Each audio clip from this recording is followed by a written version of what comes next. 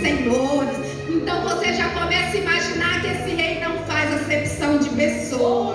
O banquete é para todos, é para grande, pequeno, é para rico, é para pobre, é para quem é estudado e para quem não é. Há um reino preparado para todos.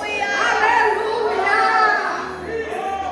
Aí o texto diz que os copos, qual o rei serviu um vinho real, porque diz que tinha muito vinho real, e isso me faz entender que não era um vinho bom para os senhores e um inferior para os servos. Não, era para todos. Aí os copos eram diferentes, o meu era de um jeito e o seu era de outro jeito. Ali quem estava a servir não podia nos obrigar a beber, porque assim tinha ordenado o rei. Não é nem por força e nem por violência que nós vamos obrigar ninguém a participar da alegria que o rei nos proporciona, não é verdade, igreja? Então o rei já deixou claro que não era para forçar ninguém a tomar o vinho, era conforme quisesse. Só que a Bíblia vai dizer que passando esses 7 dias estando o rei alegre do vinho. O texto não diz que ele estava embriagado, o texto não diz que ele estava de pileque, o texto não diz que ele estava bêbado, falando assim mais claro. O texto diz que ele estava alegre do vinho, e nessa alegria o que ele deseja? A sua esposa, a sua rainha a partir. Então ele manda os 7 camareiros que o serviam, que você tá ela e a trouxesse. E aonde que ela estava, irmã Nájila? O texto diz que ela também estava oferecendo um banquete na casa real para as mulheres. Só que presta bem atenção quando você lê. O Senhor não deixou nada descrito acerca da ornamentação desse banquete dela. O Senhor não deixa nada escrito se ela também chamou as mulheres grandes e pequenas, senhoras e servas.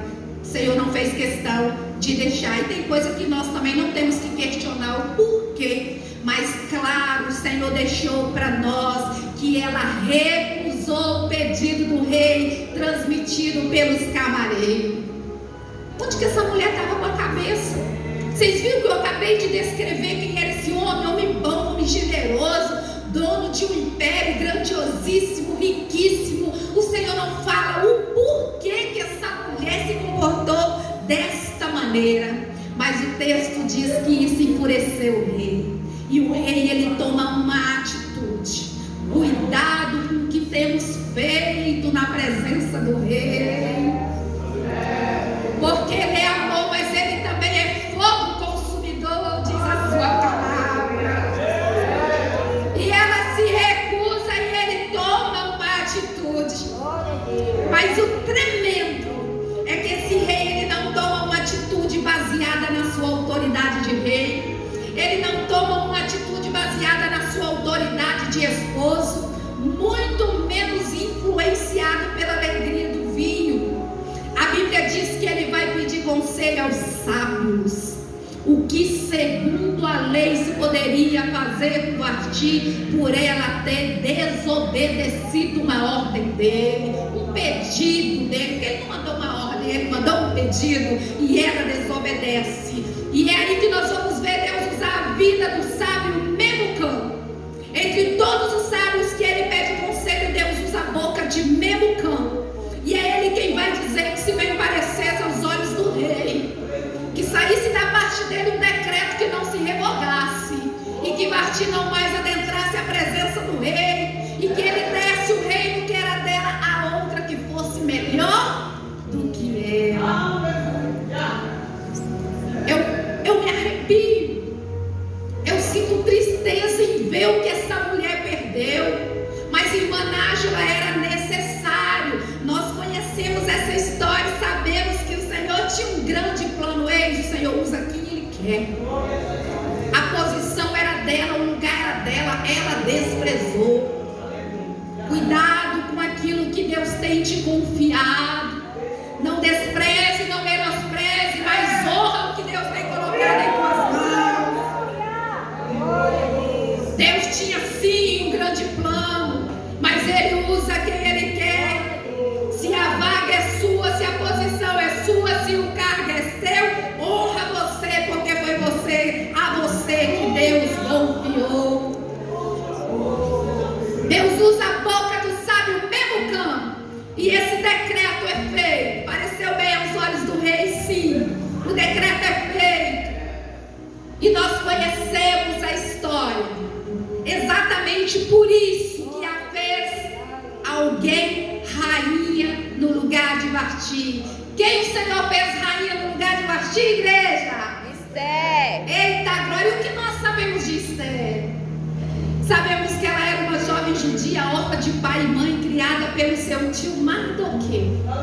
Mas que de uma hora para outra ela se torna rainha desse império, que resumidamente eu descrevi. Ela se torna a esposa desse rei, homem generoso. E eu conversando com a irmã, eu falei, eu imagino que ele era bonito também. Além de generoso, ele era um homem bonito. E a Bíblia diz que ele amou mais do que todas as outras moças.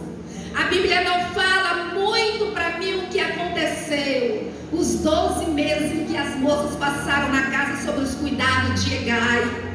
Mas a Bíblia deixa claro que Esther, ela se destacava. E ela obtinha o favor e a admiração de todos. E o rei amou mais do que todas as outras moças. E colocou na sua cabeça a coroa real. Aleluia! A Bíblia diz que o Senhor deu um dia de descanso para todas as 127 províncias. E ainda deu presente conforme a generosidade do rei. Interessante que quando a gente casa, é a gente que ganha presente. No caso de Esther foi diferente. Foi dado presente, recebeu um dia de descanso. Agora pare e pense, igreja. Esther está casada com esse homem que eu acabei de descrever. Mil maravilhas na vida dessa menina, porque o texto me permite entender que ela também se apaixonou. E eu acho tremendo que quando essas moças são escolhidas, esse homem e esse rei, ele não diz assim, pode ser, mas traga só as filhas dos senhores.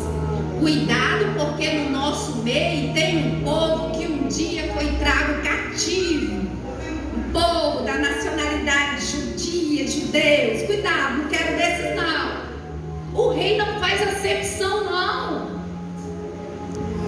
Ele não sabia nada de Esther. Está Esther agora casada, morando no palácio, é a rainha. Ela agora é a rainha de todo esse império. Esposa amável. Para Esther não precisava de mais nada. Não dá para pensarmos assim, igreja? Não precisava de mais nada não. Estava tudo muito bom para aquela menina. Só que eu creio num Deus de propósito. A igreja crê também? Eu creio no Deus que tem um propósito em tudo que faz, ou permita que se faça. Havia um grande propósito, aleluia. Tinha propósito da parte de Deus. Quem sabe tudo está acontecendo de uma forma tão linda na sua vida e você não está entendendo nada. Ou quem sabe a sua história não é tão linda como a de Esther. E você não está entendendo o que Deus está permitindo, porque também tem propósito. Sabe por quê, igreja? Essa história é tão linda de se ouvir ou até mesmo de se falar, ainda que de forma resumida, como eu estou falando aqui. É a mesma história que a Bíblia vai dizer que um homem por nome de Amã, o que Amã decide fazer? Acabar com todo o povo judeu. Por quê? Porque Mardoqueu, ainda que estava em terra estranha, ainda que ele não fizesse parte daquela linhagem, ainda que ele fosse um dos que anteriormente foi levado cativo para aquela terra e ali permaneceu, ele continuava fiel ao Deus do céu. Ele continuava fiel ao único que é digno de fazer reverência. E aí este homem, ele decide acabar com todo o povo judeu. Só que quando Mardoqueu, ele fica sabendo do que está acontecendo, sabe o que ele faz? Aí ele manda Esté usar a sua autoridade, a sua influência de rainha.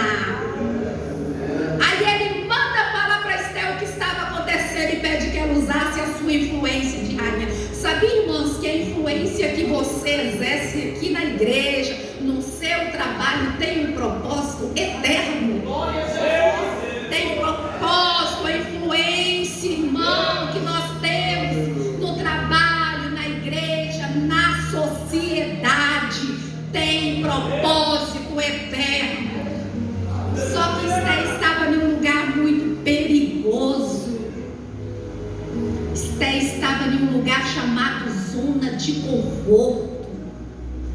E quando o tio dela manda falar com ela, lendo o texto, a gente percebe que ela parece que não tem dimensão do problema. Parece que ela não dá muita importância. E ela vai mandar dizer para seu tio que todos sabiam o que aconteceria com quem adentraria a presença do rei sem por ele ser chamado, que o decreto seria de morte. E que ela não era chamada há mais de 30 dias na presença do rei. Esté estava num lugar perigoso, irmão, zona de conforto. E quando nós estamos na zona de conforto, dificilmente a gente desce na casa do rei. Dificilmente a gente desce na presença do rei. Aleluia! Buscando o quê, irmãs? A edificação espiritual, intimidade com o rei. Para nos momentos difíceis abrir a boca com convicção e dizer: eu vou entrar no meu quarto, fechar a porta, descer na presença do meu rei, e ele vai me atender. Aleluia! Porque eu tenho intimidade com ele. Ele tem prazer em me ouvir e me atender. Aleluia! Mas quando nós estamos na zona de conforto, é difícil fazer dessa forma. E é aí que seu tio vai te trazer a memória, o propósito de Deus, que eu disse que o nosso Deus tem propósito. E é aí que ele vai trazer a memória dela. Sabia, igreja, que às vezes é necessário alguém nos trazer a memória, o sacrifício de Cristo na cruz do Calvário, para que nós venhamos reconhecer e valorizar a nossa salvação. O cálice que meu Jesus bebeu foi amargo. Ali no Getsemane ele ora: Pai, se fosse afaste de mim esse cálice. Eu e você não tínhamos condições de beber esse cálice, não. Ele é amargo.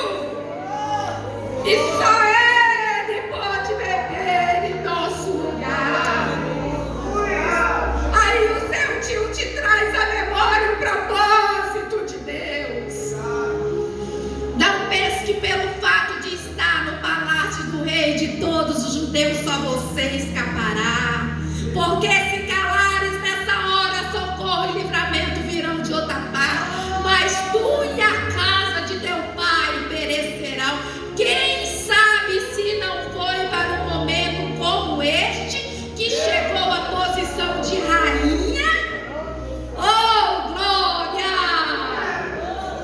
Quem sabe se não foi para um momento tão difícil no ministério, na vida de alguém, que Deus escolheu você. É você a presidente do ciclo de oração, é você a regente do conjunto, é você que está trabalhando com jovens, porque o mundo está muito chamativo, mas Deus escolheu você. Há um propósito em tudo que o nosso Deus faz. E aí o seu tio lhe trouxe a memória. E quando ele traz a memória dela, o propósito, ela toma uma atitude de fé. Aleluia. Nesse bimestre, o Senhor está nos trazendo a memória sobre avivamento, sobre oração, atuação do Espírito Santo de Deus na nossa vida. E ter a atuação dele na nossa vida não é falar em mistério o culto inteiro, rodar chatear, mas é aquele desejo ardente e constante de estar na escola bíblica, de estar na oração, de estar no trabalho, de visitar o irmão, de ter uma palavra positiva para quem está desanimado, porque nós não conseguimos viver constantemente, a todo momento, com a nossa autoestima lá em cima.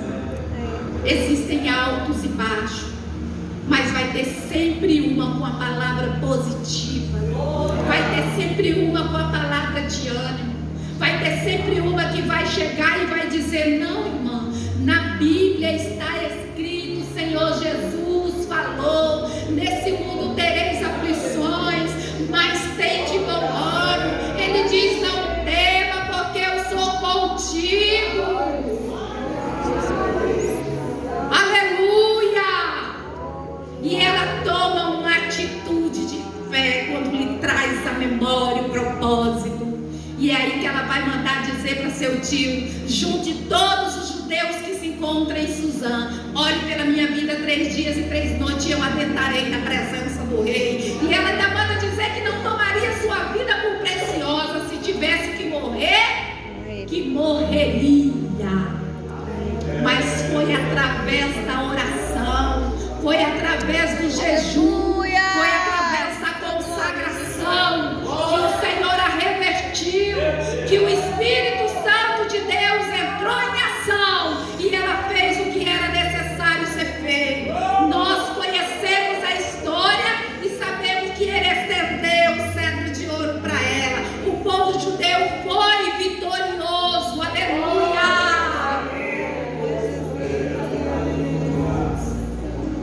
Mas, irmã Nájila, olha que história linda que Deus escreveu para essa menina. A minha situação não tem sido essa, não. A minha situação tem sido totalmente diferente. A minha história que Deus escreveu para mim também não foi linda como a de Esther. Eu entendi que Deus tinha uma obra na minha vida.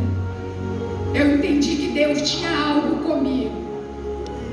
E foi mediante a dor, crises e percas que Ele me levantou para algo na sua obra. O importante é entender o propósito de Deus. Ainda que a tua história não seja tão linda como a de Esther. O que eu estou querendo dizer para a igreja é que Esther, ela foi um instrumento que Deus levantou naquela geração, naquele tempo, para livrar uma nação. E eu e você, mulheres, somos as mulheres que Deus chama nesse tempo.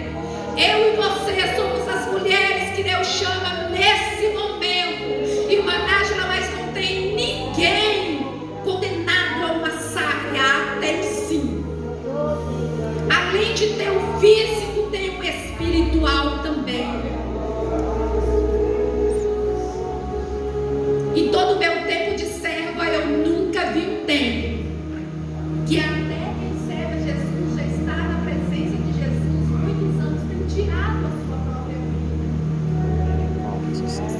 Sempre que a depressão tem levado até quem é servo, quem é crente, a tirar a sua própria vida. Aí o Senhor, na sua palavra, Ele nos manda orar por todos os moradores da terra. Eu conheço todos, mas Ele manda, e só Ele sabe o que Ele age, o que Ele opera, o que Ele faz. Quando eu e você, na segunda-feira, estamos lá com nossos joelhos dobrados, intercedendo, orando pelas vidas, orando para que Deus salve alma, resgate alma, traz de volta, orando pelos missionários que levam a palavra, o evangelho genuíno que liberta o mais vil pecador. Só Ele sabe quantas correntes Ele quebra, quantos arcos Ele quebra, quantos laços Ele corta. Só Ele sabe. Nós somos as mulheres que Deus chamou neste tempo. Ainda que a minha e a sua história não seja tão linda quanto a de Esther, mas eu ainda quero te trazer à memória algo que se encontra dentro da palavra do Senhor. Essa menina casou com o rei. Quem não gostaria de casar, as jovens solteiras aqui? Quem não gostaria de casar com um homem assim, as meninas aqui? Eu, porque senão ele teria concubina. Não seria, ele meninas? teria concubina. Seria tremendo. Ele teria concubina, então não Mas e quem disse que um dia vocês não casarão com alguém muito melhor do que esse rei? Até eu vou. Até eu. A irmã, você não já é casada? Sim. A Bíblia diz que nós subiremos em corpos incorruptíveis. Aleluia! Aleluia. Os meus defeitos e as minhas imperfeições, as nossas imperfeições, não subirão conosco, porque a Bíblia diz que nós subiremos em corpos incorruptíveis, e ali no céu acontecerá o casamento da noiva com o noivo. Ele é rei dos reis. Oh, glória! Ele é rei dos reis. Aqueles presentes que Assuero deu, igreja, com certeza quebrou, desbotou, rasgou com o passar do tempo. Só que o que eu e você estamos ajudando no céu, a Bíblia diz que a traça e o ferrugem não podem corroer. Ele deu um dia de descanso, meu rei me prometeu uma vida eterna. Aleluia, dá glórias a esse rei. Ele nos promete uma vida eterna, santidade ao Senhor. De tudo que se deve guardar, guarda teu coração, porque dele procede as boas e más coisas. Nós não somos perfeitas, mas a Bíblia já nos garante que nós subiremos em corpos incorruptíveis. Então as imperfeições não subirão conosco, e ali no céu de glória ele oficializará o casamento entre a igreja, e eu faço parte da igreja. Amém, igreja? Oh, aleluia! O rei está voltando. Você acredita, Esther, que eu vim para aqui com 2 mensagens preparadas, e o rei confirmou aqui que era para falar acerca do rei, e toda honra e toda glória seja dada a ele, ao Espírito Santo que se faz presente aqui, que toca nossa mente, nosso intelecto, e nos faz entender pela misericórdia que é ele que está falando. Amém, igreja? Glória seja dado o teu nome. Amém? A dupla ainda pode louvar com o hino, Esther. Uma cidade santa nos espera ali no céu. Moraremos todos na cidade de Salém. Amém? Glória seja dado o nome de Jesus. A ele toda honra e toda glória. Ficai firme, igreja. Fique firme, porque cedo o rei vem e oficializará este casamento.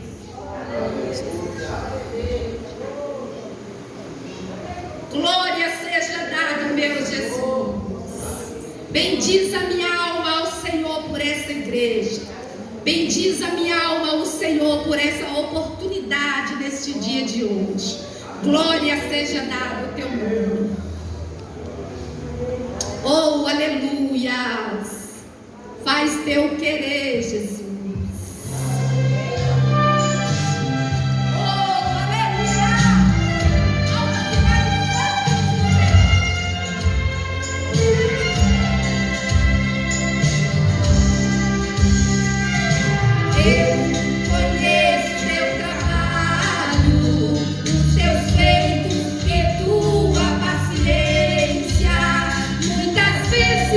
Eu te vejo chorar.